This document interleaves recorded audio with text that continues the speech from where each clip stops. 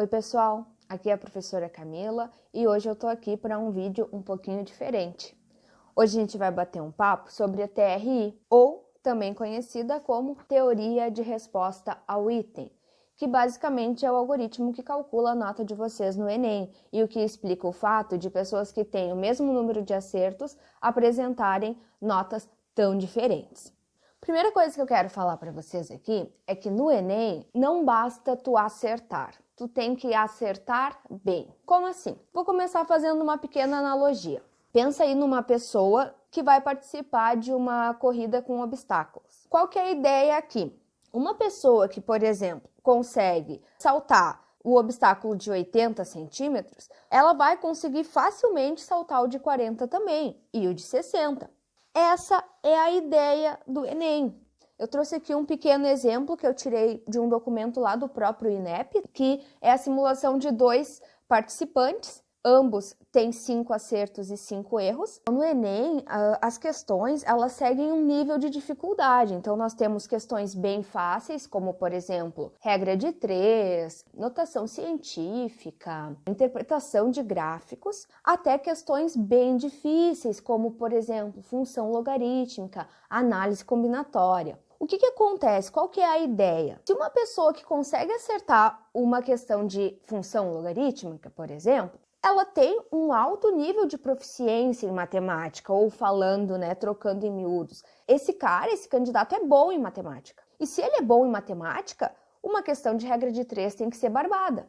Olha, por exemplo, o que aconteceu com o candidato B. Ele acertou muitas questões difíceis e errou muitas questões fáceis. Isso não é coerente. Um cara que acerta uma questão super difícil, super elaborada, não conseguia acertar uma questão de notação científica, por exemplo. O que se subentende aqui? Que essas questões que ele acertou foi na sorte, foi no chute.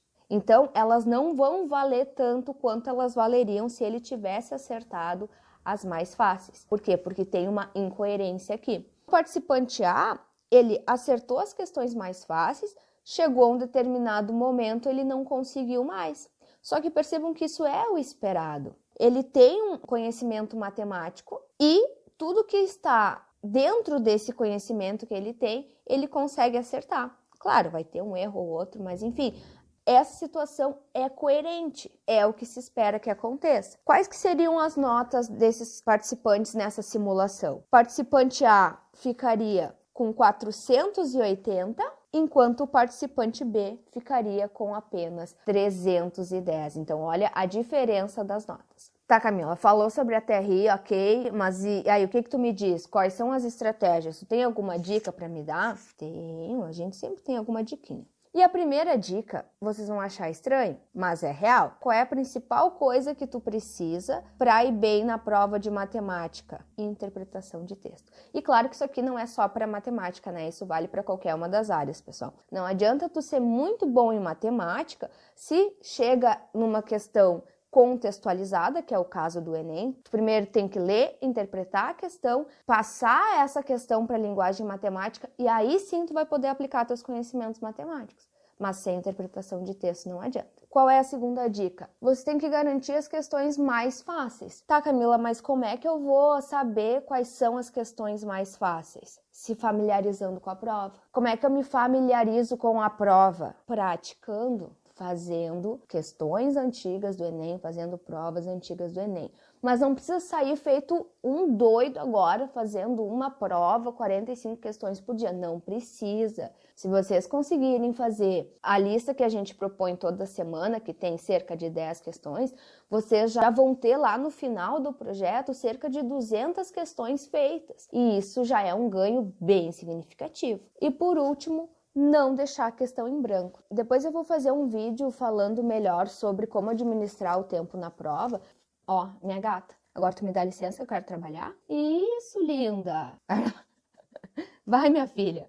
Tá. Então, basicamente, vocês vão identificar uma questão fácil, vocês vão fazer, vocês não vão perder questões fáceis. E as difíceis? As difíceis vocês vão pular e vão voltar depois, se der tempo. E se não der tempo, eu nunca pensei que ia falar isso, mas chuta, tá? Não deixe em branco. Tá, pessoal? Então, esse foi um vídeo um pouco mais informal, não falamos especificamente de matemática.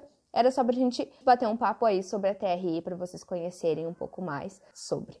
Tá certo? Um abraço, até mais. Tchau, tchau!